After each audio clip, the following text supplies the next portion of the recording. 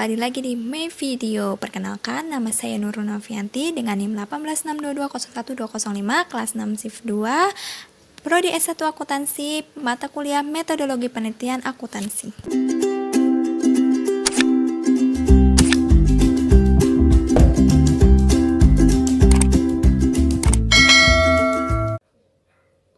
Assalamualaikum warahmatullahi wabarakatuh. Halo teman-teman, pada video kali ini saya akan menjelaskan sedikit mengenai uji instrumen, yaitu uji reliabilitas dan uji validitas. Nah, sebelumnya uji instrumen ini sangat perlu dilakukan jika datanya diperoleh dari kuesioner, karena kita harus menguji terlebih dahulu apakah data atau yang kita teliti ini, butir-butir penyataan ini sudah memenuhi persyaratan validitas dan reliabilitas belum, sudah data yang kita peroleh sudah valid ataupun reliable belum dengan menggunakan uji reliabilitas dan validitas ini.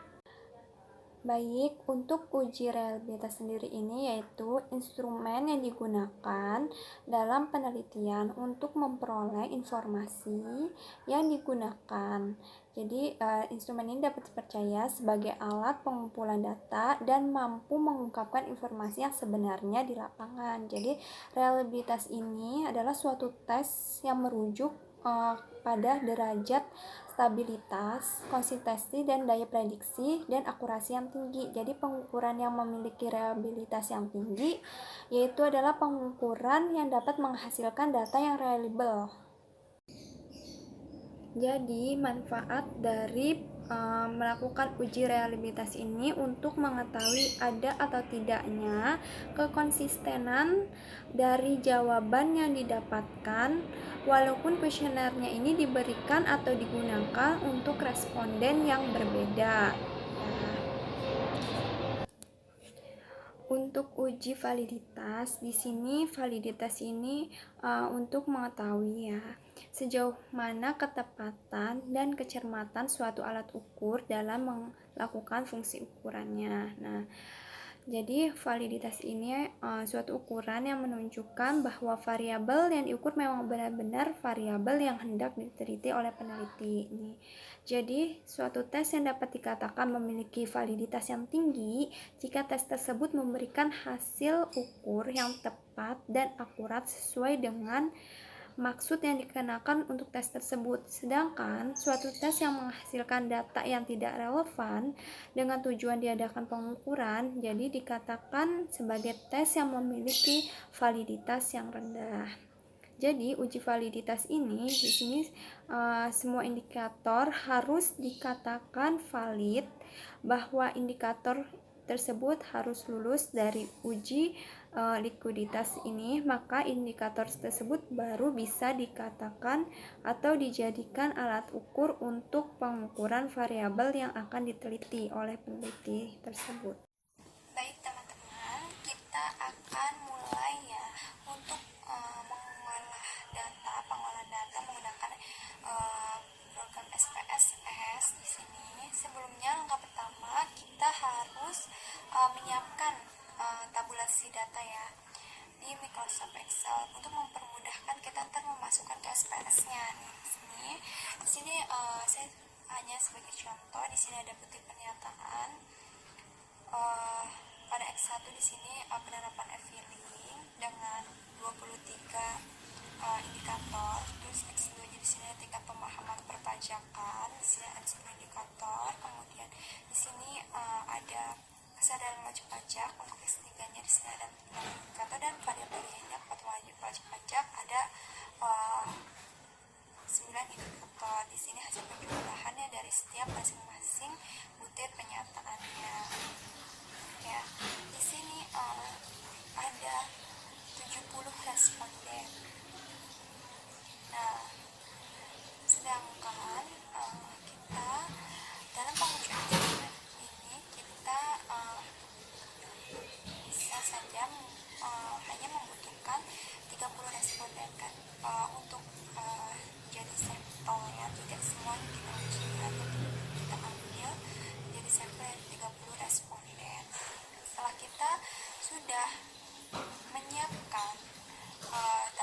data di Microsoft Excel. Di sini ada 30 responden dan tadi ada item pennyataannya S1, S2, S3 dan variabel Y-nya dan indikator masing-masing. Kemudian kita buka SPS-nya. Di sini ya, tampilan SPS-nya seperti ini ya, teman-teman. Kemudian kita buka variabel view. Nah, setelah itu kita kembali ke Microsoft Excel. Nah, di sini kita log dulu dari PS1 pernyataan penerapan e-filing sampai pernyataan kepatuhan wajib pajak PW P9. Kita copy, kemudian untuk mempermudah kita paste ke SPS, kita pastekan dulu, kita tambahkan shift ya. Di sini kita paste spesial, kita pilih paste spesial, kemudian kita checklist di transpose sini ya, agar ininya vertikal.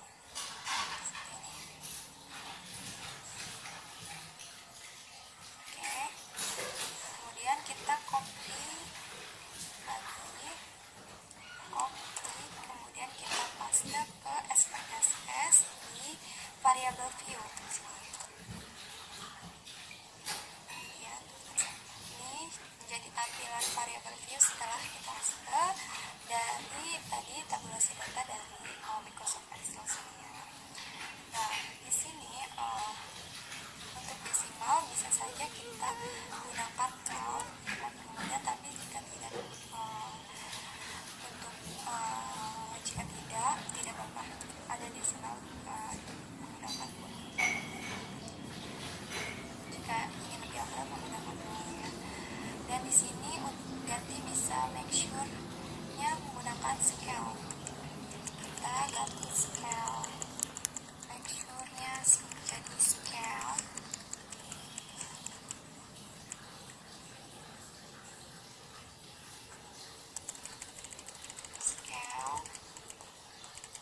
Nah, oke. Kita pastikan ya semuanya sudah scale untuk measure-nya. Oke, setelah itu, setelah kita ganti measure-nya scale, nah kemudian kita buka klik data view. Nah, di data view sini sudah sesuai dengan yang tadi ada, kita copy paste di variable view dari tabulasi data Microsoft Excel. Oke. Nah, setelah itu kita masuk kan tadi ya, kita masukkan indikator butir-butir data pernyataannya. Di sini kita masukkan jumlahnya ya, tadi instrumen, angka-angkanya kita masukkan. Nah, kita blok ya dari ujung sini ya sampai ke bawah, pastikan semua terblok. Nah, oke, copy, kita pastekan ke SPS. Di sini pastikan di satu sini ya. Stop. Nah, sudah ya terisi semua ya. Respondennya ada 30. Nah, oke. Setelah ini kita sudah siap nih. Data ini sudah siap untuk kita olah, untuk kita uji validitas dan reliabilitasnya. Dengan cara kita klik analysis, kemudian kita pilih scale, setelah itu kita pilih reliability analysis. Oke, di sini kita contoh ya pernyataan penerapan e-filing. Kita misalnya ingin menguji penerapan e-filing. Nah, kita pindahkan penerapan e-filing ini dari e-filing 1 sampai e-filing 23 ke kotak item ini. Baik, setelah kita sudah pastikan, dari PE ini ya, dari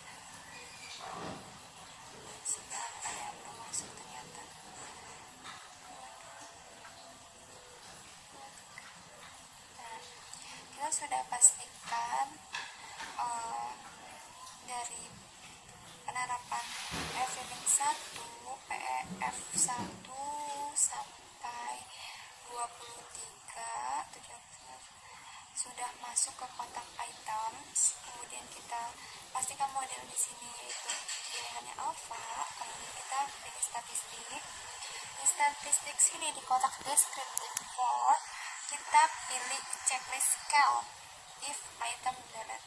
Terus untuk di kotak item inter item kita checklist correlation. Oke, setelah itu kita continue. Kita udah pastikan ini sudah masuk semua yang akan kita uji pendapat F-link 1 sampai 23. Kemudian kita klik oke. Nah, di sini akan muncul ya outputnya. Ya, oke, kita akan muncul outputnya. Setelah muncul outputnya, nah kita cari tabel item total statistik. Kita cari item total statistik. Oke, di sini ya. Nah, di sini yang tadi akan kita uji ya variabelnya PS1 sampai 23. Oke. Di sini yang item total statistik. Nah, untuk cara mengetahui apa hasilnya ini, caranya ini untuk menguji validitasnya ini pada tabel ada butir pernyataan PEF 1 ya sampai 23. Di sini kita mempunyai 23 indikator ya. Kemudian di sini kita bandingkan sini dengan R tabel. Jadi R tabel ini kita harus menghitung dulu ya degree of freedom-nya ini dengan rumus DF sama dengan N dikurang 2N. Ini adalah jumlah responden atau jumlah data yang kita teliti. Tadi jumlah data yang kita teliti yaitu 30 kan. Nah, kemudian berarti 30 dikurangi 2 jadi 28. Nah, terus kemudian contoh tingkat signifikannya kita bandingkan oleh tingkat signifikan yang ini kita menggunakan tingkat signifikan misalnya 5%. Nah, di R tabel nanti kita akan melihat ya. Baik, di R tabel nanti kita akan lihat ya di baris 28 kemudian kolom 5% degree of freedom-nya kita hasilnya berapa? Kita buka dulu R tabel nih. Nanti kita lihat di sini ya, di R tabel yang untuk baris 28 kolom 5% itu adalah hasilnya 0,361. Nah, apa artinya di sini? Nih, artinya di sini. Jadi artinya di sini tadi kan untuk nilai R tabelnya 0,361. Nah, kita lihat di item total statistik. Di sini untuk indikator PE, penerapan PEF1, penerapan F-link 1 sampai 23. Di sini kita lihatnya di koreksi item total correlation. Di sini indikator mana yang kurang dari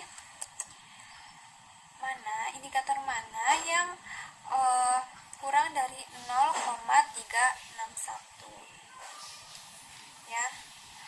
Sini dari hasil R tabel ya. Sini kita lihat yaitu PE F3 0,350. Kemudian ada lagi nggak? Kita cari di sini ternyata PF 11 kurang juga ya dari R tabel. Kemudian di PF 21. Nah, ini disimpulkan berarti jika R hitung lebih kecil daripada R tabel, maka butir pernyataan tersebut tidak valid. Berarti PEF3, PEF11, dan PEF21 ini butir pernyataannya tidak valid. Sedangkan jika R hitung lebih besar daripada R tabel, maka butir pernyataan itu tersebut adalah valid, ya.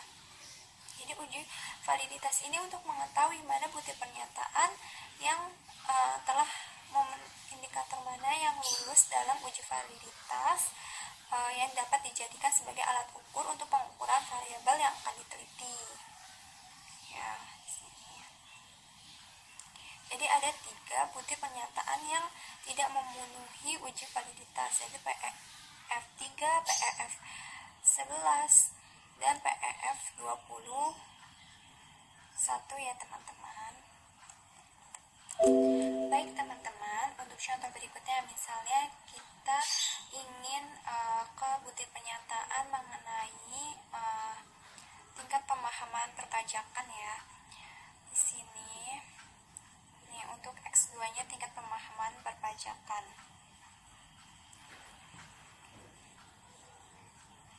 Kita berarti butir pernyataan dari tingkat pemahaman perpajakan di sini ada indikator ada 10, dari 1 sampai 1, 2, 3, 4, 5, 6, 10 sudah dipastikan modelnya alpha sama, statistiknya sama, di descriptive for scale if item sales di checklist, terus intern item correlationnya di checklist, kemudian continue, pastikan model alpha, kemudian klik OK. Nah, oke, di sini sama ya, respondennya 30 dari 30 responden. Nah, kita cari di sini item total statistik. Nah, tadi masih sama untuk R tabelnya, yaitu 0,361. Nah, di sini kita lihat di correction item total correlation.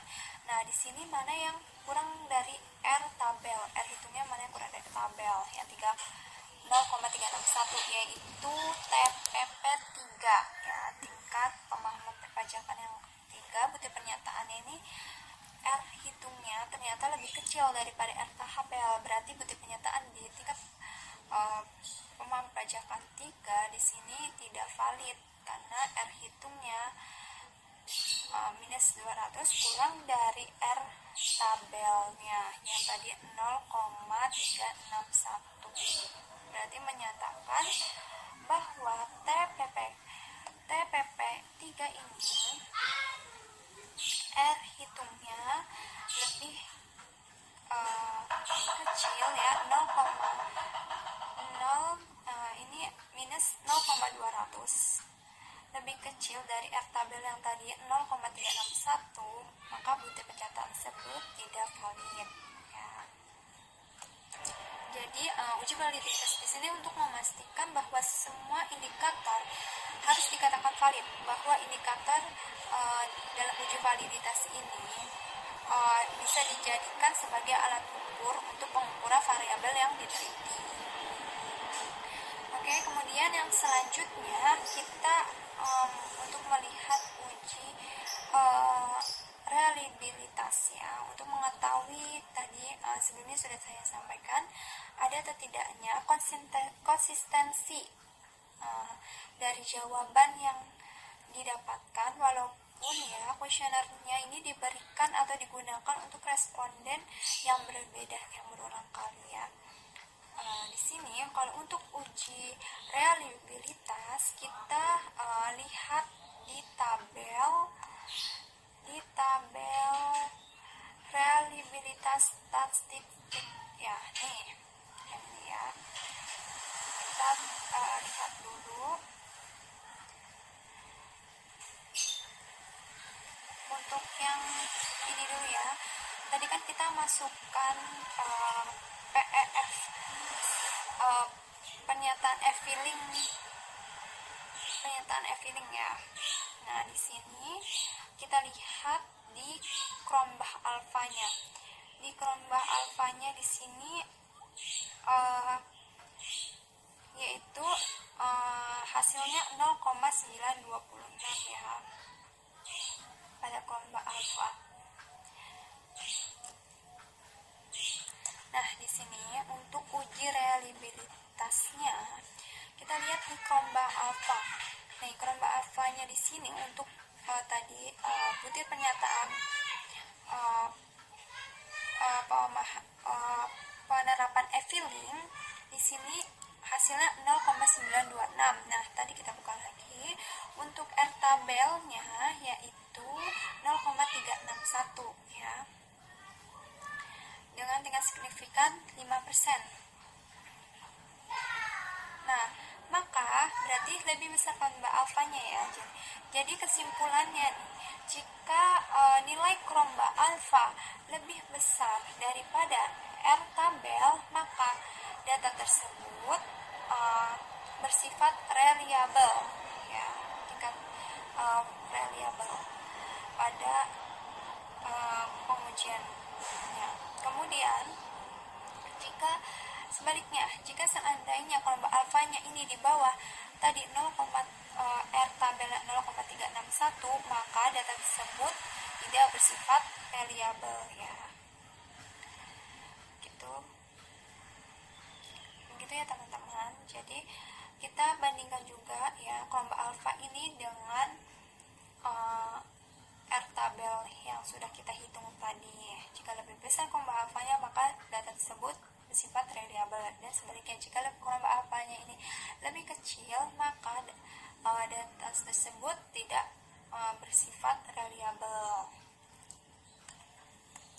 Nah, baik teman-teman, itulah yang tadi yang bisa saya berikan untuk teman-teman pengolahan pengolahan data untuk uji validitas dan reliabilitas, dan bagaimana cara memberikan kesimpulan dari hasil output ya, dari hasil output SPSS ya, dari butir pernyataan dan indikatornya.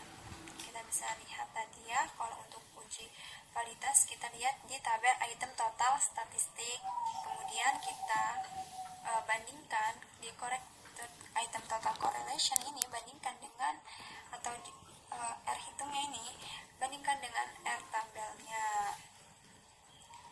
Kemudian